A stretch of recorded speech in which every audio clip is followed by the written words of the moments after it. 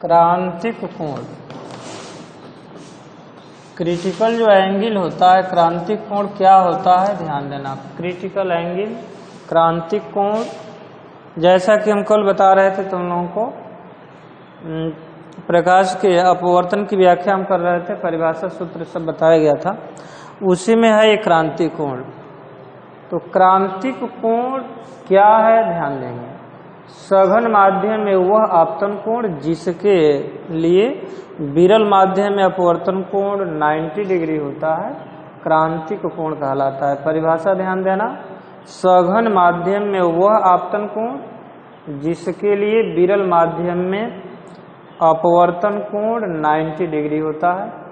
तो इसको फिगर द्वारा देखो, ये मान लेते हैं कि ऊपर वाला जो है विरल माध्यम है, विरल माध्यम, और ये है सघन माध्यम। तो सघन माध्यम जो देख रहे हैं, सघन माध्यम में जो कहा गया है कि वह आपतन कोण जिसके लिए विरल माध्यम में अपवर्तन 90 डिग्री होता है, तो ये आपतन कोण है सघन माध्यम में से, और ये जो पृथक कार्य पृष्ठ है उसी को स्पर्श करते हुए प्रकाश की किरण जब निर्गत होगी तो ये परावर्तन जो कोण होगा ये 90 डिग्री होगा। तो ध्यान देंगे, सघन माध्यम में वो आपतन कोण जिसके लिए विरल माध्यम में अपवर्तन होता है 90 डिग्री, क्रांतिक कोण, क्रिटिकल एंगल कहलाता है। अब क्रांतिक कोण के लिए ध्यान दो, स्नेल का जब नियम यहाँ लगाओगे तो स्नेल के नियम में ध्यान देंगे। स्नेल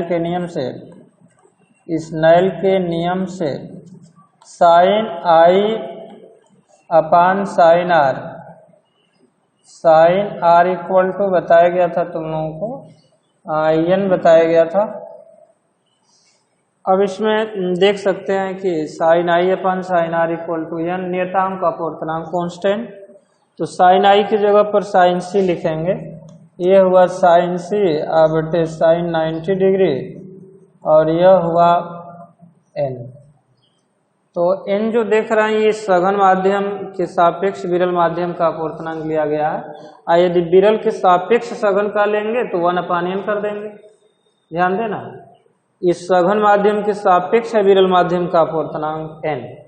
यदि उल्टा कर दें, व्युत्क्रम कर दें, विरल के सापेक्ष सघन का देखेंगे तो यह n नहीं रहेगा, तब 1/n होगा।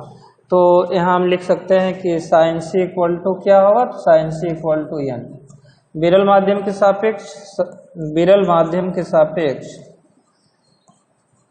विरल माध्यम के जब सापेक्ष देखेंगे तो यह साइन, तो 1/sin c equal to n कर लेंगे। तो यह n बराबर क्या हो जाएगा, 1/sin c, व्युत्क्रम होता है। विरल माध्यम के सापेक्ष n बराबर 1/sin c, और सघन माध्यम के सापेक्ष विरल माध्यम का तो sin c equal to n। अब इसके बाद देखेंगे क्रांतिक कोण के बाद पूर्ण आंतरिक परावर्तन, विशेष ध्यान देना।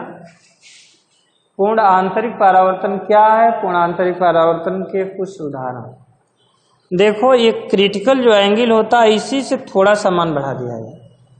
क्रांतिक कोण से आपतन कोण का मान यदि थोड़ा सा बढ़ा दिया जाए तो ये जो प्रकाश की किरणें हैं दूसरे माध्यम में न जाकर उसी सघन माध्यम में वापस लौट आती हैं, ये घटना होता है पूर्ण आंतरिक परावर्तन। तो थोड़ा सा यदि किरण को बढ़ा दें, ऐसे बढ़ा दें, तो ये किरण उसी माध्यम क्या होगी, वापस चली आएगी। तो कहने का मतलब जो क्रिटिकल एंगल से, क्रांतिक कोण से थोड़ा सा मान बढ़ाने पर, आपतन कोण का मान बढ़ाने पर जो किरणें होती हैं दूसरे माध्यम में न जाकर उसी माध्यम में वापस लौट आती हैं, ये घटना होता है पूर्ण आंतरिक परावर्तन। एग्जाम्पल में देखो हम बता रहे हैं पूर्ण आंतरिक परावर्तन का। पूर्ण आंतरिक परावर्तन में हीरे का चमकना एक एग्जाम्पल है, हीरा जो चमकता है पूर्ण आंतरिक परावर्तन के कारण। जो ग्लास होता है, शीशा होता है, देखे होंगे कि उसमें जब दरार पड़ जाती है तो दरारें जो होती हैं चमकने लगती हैं, ऐसा देखे होंगे। तो शीशे में पड़ी दरार का चमकना, हीरे का चमकना, मृग मरीचिका देखे होंगे। और एक चीज ये सड़क उड़क पर देखे होंगे, गर्मी के दिनों में पानी जो होता है ना, पानी जैसा दिखाई देता है, नहीं? तो ये सब घटनाएं जो है पूर्ण आंतरिक परावर्तन पर ही हैं। एग्जाम्पल ध्यान देना। इसके साथ तो ये लेसन अब समाप्त हो जाता है। अगला लेसन अभी हम शुरू करेंगे और वह होगा गोलीय पृष्ठ से प्रकाश का अपवर्तन लेंस। और ये लेसन बहुत ही इम्पॉर्टेंट होगा। अगला गोलीय पृष्ठों से प्रकाश का देखेंगे अपवर्तन, और उसी लेसन में है लेंस भी है, लेंस संबंधी कुछ परिभाषाओं कुछ सूत्रों का निगमन करेंगे। तो गोलीय जो तल है, गोलीय पृष्ठ से प्रकाश का परावर्तन, तो गोलीय पृष्ठ जो होता है, गोलीय पृष्ठ से प्रकाश का अपवर्तन लेंस। तो गोलीय पृष्ठ तो दो लेंगे, एक उत्तल होगा और एक पृष्ठ होगा अवतल। तो पहले किससे दिखाया जाए, अवतल या उत्तल? ध्यान देंगे, गोलीय अवतल पृष्ठ से प्रकाश का अपवर्तन, गोलीय अवतल पृष्ठ, गोलीय अवतल पृष्ठ से प्रकाश का, गोलीय अवतल पृष्ठ से प्रकाश का अपवर्तन,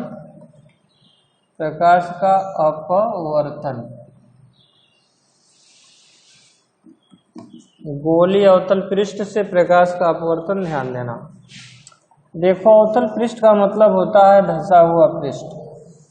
और ये जो पृष्ठ है, मान लेंगे S1 S2 ये गोलीय पृष्ठ है।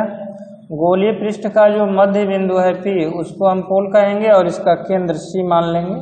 और C से P को मिलाने वाली जो सीधी सरल रेखा होगी वह कहलाएगी मुख्य अक्ष। इसको हम मान लेते हैं ये वायु विरल माध्यम, और ये मानते हैं कि ये कांच है। ये कांच क्या है? तो सघन माध्यम है। इसका जो अपवर्तनांक मान लेना कि N1 और इसके अपवर्तनांक को मान लेना कि N2 है। अब इसके सापेक्ष यदि उसका देखेंगे तो N1/N2 कर लेंगे, या N2 के सापेक्ष इसका देखेंगे तो N2/N1 करेंगे। अब देखो इसमें C जो है, मान लेंगे ये C इसका केंद्र है। केंद्र से गोलीय पृष्ठ पर कहीं भी मिलाएंगे तो सीधे लंबवत होगा। इसमें मान लेंगे कोई वस्तु, माना कि मुख्य अक्ष पर ध्रुव से कुछ दूरी पर एक वस्तु रखी गई है। ये वस्तु है और इस वस्तु से आने वाली जो प्रकाश की किरण है, इस आपतन बिंदु ए पर प्रकाश की किरण, तो प्रकाश की किरण जानते हैं कि जब विरल से सघन में आएगी तो अपने मार्ग से क्या हो जाएगी? विचलित हो जाएगी। और ये देखो ये CAN जो होगा अभिलंब होगा। त्रिज्या जो होती है गोलीय पृष्ठों पर सीधे अभिलंबवत होती है। तो CAN क्या है? अभिलंब है। और ये जो देख रहा है यह आपतित किरण है। तो क्या ये किरण यहीं आकर रुक जाएगी? नहीं, ये किरण दूसरे माध्यम में जाएगी, क्योंकि पृष्ठ है अपवर्तक पृष्ठ है, पारदर्शी है। तो किरण तो सीधा जाना चाहेगी लेकिन सीधा नहीं जा पाएगी, अपवर्तन के कारण अपने मार्ग से विचलित होगी। और विचलित होने का मतलब अभिलंब की ओर झुकेगी या अभिलंब से दूर हटेगी, ये देखना है।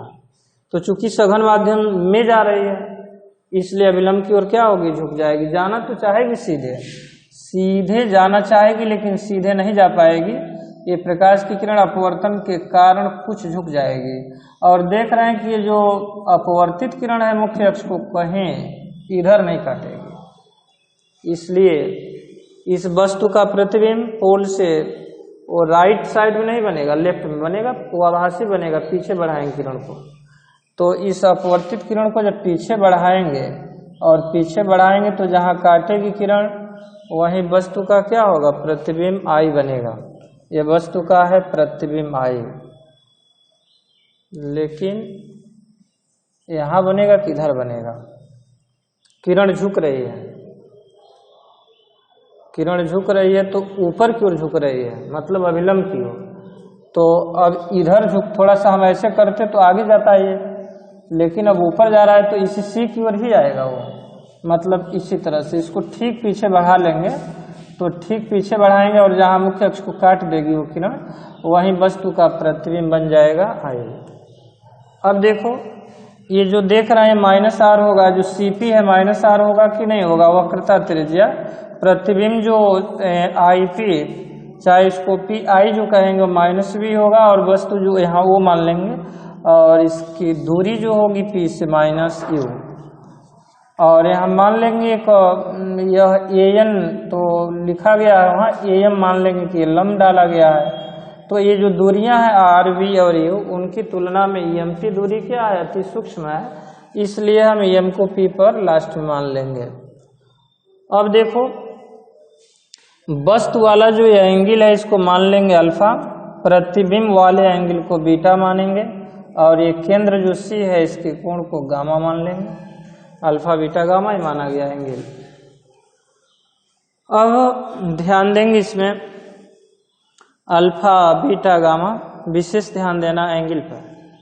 तो ये बताओ जब हम अपवर्तन का नियम लगाएंगे तो उसमें तो आपतन कोण और अपवर्तन कोण का पता हमें चलना चाहिए, क्योंकि स्नेल का नियम कहता है कि एक निश्चित रंग के प्रकाश के लिए आपतन कोण की ज्या एवं अपवर्तन कोण की ज्या का अनुपात एक नियतांक होता है, एक माध्यम के सापेक्ष दूसरे माध्यम का वो अपवर्तनांक होता है। तो आई तो जान रहे हैं कि वस्तु से जो आने वाली किरण है, आपतित किरण और अभिलंब के बीच एंगल बनेगा वो होगा आई होगा, वो होगा आपतन कोण। मतलब ये देखो ओ ए जो सी है यह होगा, यह एंगल होगा आई, यह कोण होगा आई, आपतन कोण कहलाएगा वो। अब आर कौन होगा, तो जान रहे हैं कि जो अपवर्तित किरण है और अभिलंब के बीच एंगल बनेगा वो कहलाएगा अपवर्तन कोण। तो यह एंगल तो आर हुआ, तो इस किरण को जब पीछे बढ़ाए हैं तो यह एंगल क्या होगा, जैसे सीधे किए जा रहा है अभिलंब और इस किरण को पीछे बढ़ा रहे हैं तो शीर्षाभिमुख कोण आपस में बराबर होंगे, ये होगा आर। ध्यान देना।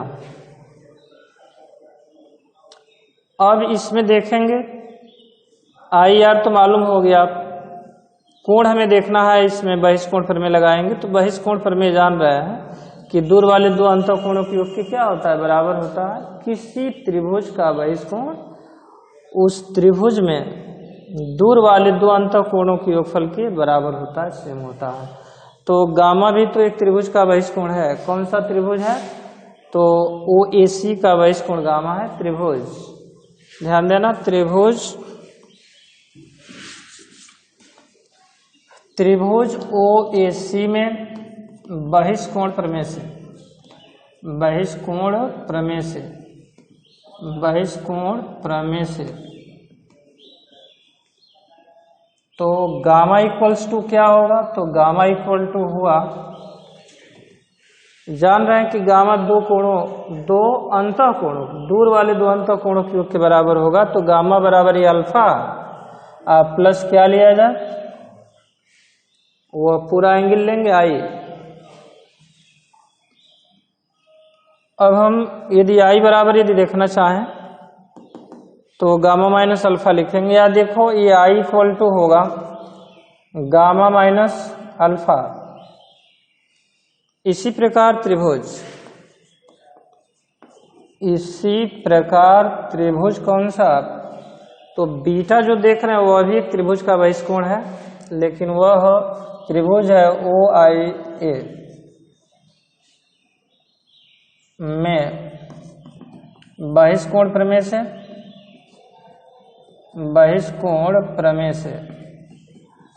तो बहिष्कोण प्रमेय से होगा। इसमें भी ये बीटा जो दूर बहिष्कोण है बीटा, ये बराबर होगा अल्फा और प्लस ये होगा आर। तो बता सकते हैं कि आर बराबर क्या होगा, या ये होगा R equal to beta minus alpha. अब इसमें स्नेल का नियम लगाएंगे, क्योंकि अपवर्तन की घटना स्नेल के नियम से ही होती है। स्नेल के नियम के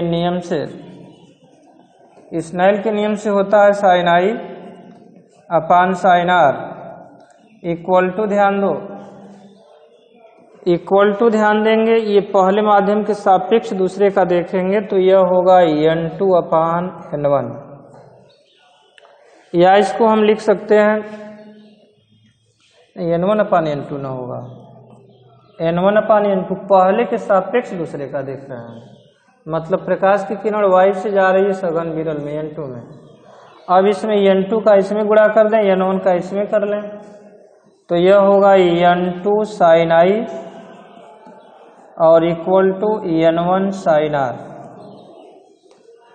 I तथा R के अति सूक्ष्म होने पर ध्यान देंगे, I तथा R के अति सूक्ष्म होने पर, I तथा R के अति ये सूक्ष्म होने पर, अति सूक्ष्म होने पर ध्यान देना, साइन I बराबर I। जैसे देखे होंगे साइन यदि यहाँ 0 कर दें, अति सूक्ष्म कोण 0, तो साइन जब 0 करते हैं तो उसका मान तो 0 आ जाता है। कहने का मतलब अति सूक्ष्म हो साइन में तो उसको हम उसके बराबर मान सकते हैं। Sine I equal to I तथा साइन R इक्वल टू क्या मान सकते हैं, तो R मान सकते हैं, दोनों अति सूक्ष्म हैं। अब ये समीकरण नंबर ध्यान देंगे, इसमें जो देख रहे हैं N2 साइन I की जगह पर यहाँ होगा N2 I और बराबर हुआ N1 R। तो I और R का मान तो देख रहे हैं कि यहाँ I है और यहाँ क्या है, R है। I तथा R के मानों को क्या करेंगे, इसमें I तथा R के मानों को इसमें रख लेंगे तो एक समीकरण आएगा। I और R का मान रखने पर ध्यान देंगे,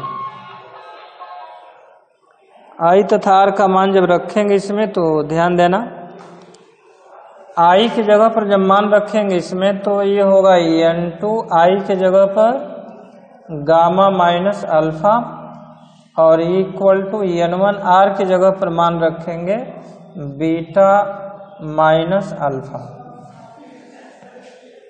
ये हो जाएगा। अब इसमें N2 का हम गुणा कर लें, N1 का भी गुणा कर सकते हैं, तो इसमें N2 का जब गुणा करेंगे तो N2 gamma minus N2 alpha बराबर N1 beta minus N1 alpha हो जाएगा।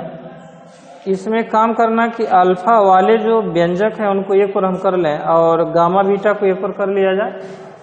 तो गामा और बीटा को एक और करेंगे तो ध्यान दो, ये जो बीटा वाला है इधर आकर माइनस हो जाएगा, N2 gamma minus N1 beta, और ये माइनस N2 अल्फा उधर जाकर प्लस हो जाएगा, तो प्लस होगा तो N2 alpha minus N1 alpha, या यहाँ N2 gamma minus N1 beta equal to N2 minus N1 और ये इंटू अल्फा, ये समीकरण नंबर मान लेंगे 1।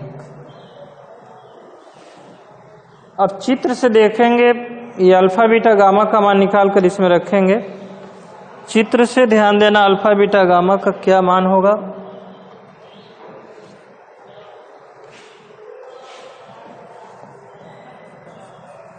चित्र से अल्फा बराबर कितना, तो अल्फा देख रहे हैं tan अल्फा होगा, अल्फा बराबर ये हुआ tan अल्फा और इसकी ऊंचाई जो होगी h मान लेंगे। तो tan बराबर तो लंब बटे आधार होता है, तो उसका लंब तो am है और आधार देखो OM होगा। चूंकि अभी हम कह रहे थे कि m की जो दूरी है, m की दूरी इन दूरियों की तुलना में अति सूक्ष्म है, इसलिए हम m को p पर जब मानेंगे तो am नहीं होगा बल्कि वह AP होगा। यह होगा AP तो OM नहीं होगा बल्कि हो जाएगा OP, और यह बराबर AP की जगह पर तो H लिख लेंगे और OP की जगह पर माइनस U लिखेंगे, माइनस U, तथा बीटा इक्वल टू ये tan बीटा होगा और tan beta equal to AM और AM अपान ये IM होगा आधार, और ये बराबर हुआ AM की जगह पर AP लिख लेंगे और ये IM की जगह पर IP लिखेंगे। यह बराबर माइनस H अपान ये हुआ V, तथा ये गामा बराबर tan गामा और tan गामा बराबर फिर वही आधार AM और आधार तो हुआ AM आधार हुआ, लंब हुआ AM और ये CM जो हुआ ये आधार हुआ। तो AM की जगह पर लिखेंगे AP और CM की जगह पर CP लिख लेंगे। ये बराबर माइनस H अपान R। यह मान समीकरण नंबर 1 में रखने पर अल्फा बीटा गामा का यह मान समीकरण नंबर 1 में रखने पर अल्फा कामा बीटा तथा गामा का मान समीकरण नंबर 1 में रखने पर समीकरण 1 में रखने पर समीकरण नंबर 1 में रख लो तो देख रहे हैं गामा ये है, तो गामा की जगह पर हम मान रखेंगे माइनस, तो n2 गामा की जगह पर माइनस सब में है रखेंगे मान, तो माइनस ये हुआ h/r minus n2 minus n1 है, माइनस n1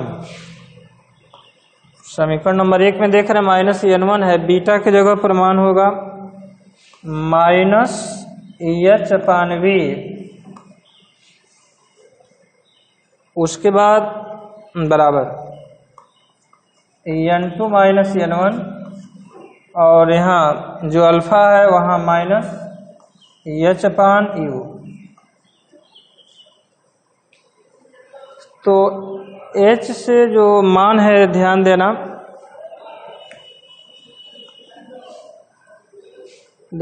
यहाँ h तो दोनों ओर है, माइनस h से भाग दे तो सब कैंसिल हो जाएगा।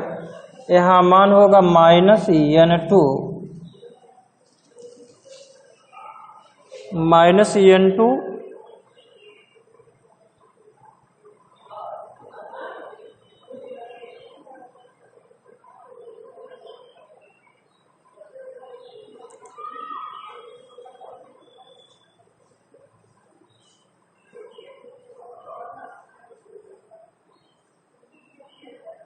उसमें कुछ मिस्टेक हो रहा है क्या? ये अल्फा है ना, n2 माइनस n अल्फा, तो ये वो -1 रहेगा ही।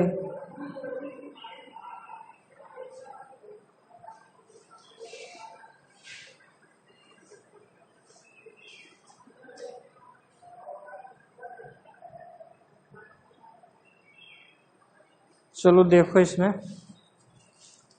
ये माइनस तो कैंसिल होगा यहाँ, तो हम सीधे n2/r लिख सकते हैं और ये माइनस होगा n1/v और यह इक्वल टू हुआ, यहाँ ध्यान दो यह n2 माइनस n1 और ये पूरे का अपान u हुआ, लेकिन ये फार्मूला आता है 1/v minus 1/u, n/v minus 1/u equal to n-1 और ये अपान r होता है फार्मूला।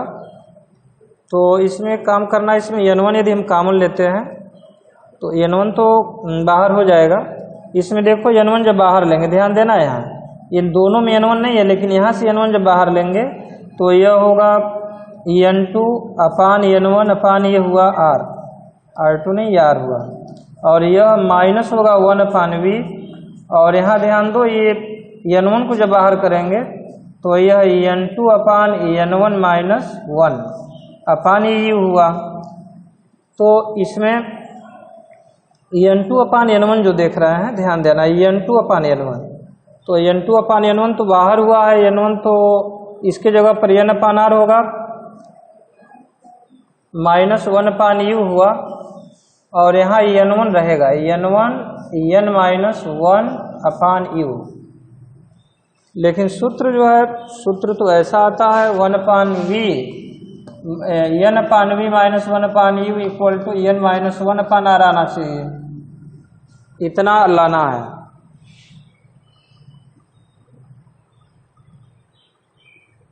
ये मान देखो तो सही ये सब मान रखा गया है, सब ध्यान देना इसमें मान को। 22 कोण लिए थे गामा, तो ये अल्फा ये आई जो पूरा एंगल लिए और ये पूरा एंगल इस त्रिभुज में हो गया ऐसे, तो ये gamma equal to alpha plus I होगा ही, तो आई बराबर हुआ गामा माइनस अल्फा, ये सही है। बीटा तो tan बीटा हुआ अल्फा प्लस आर, वो भी सही है।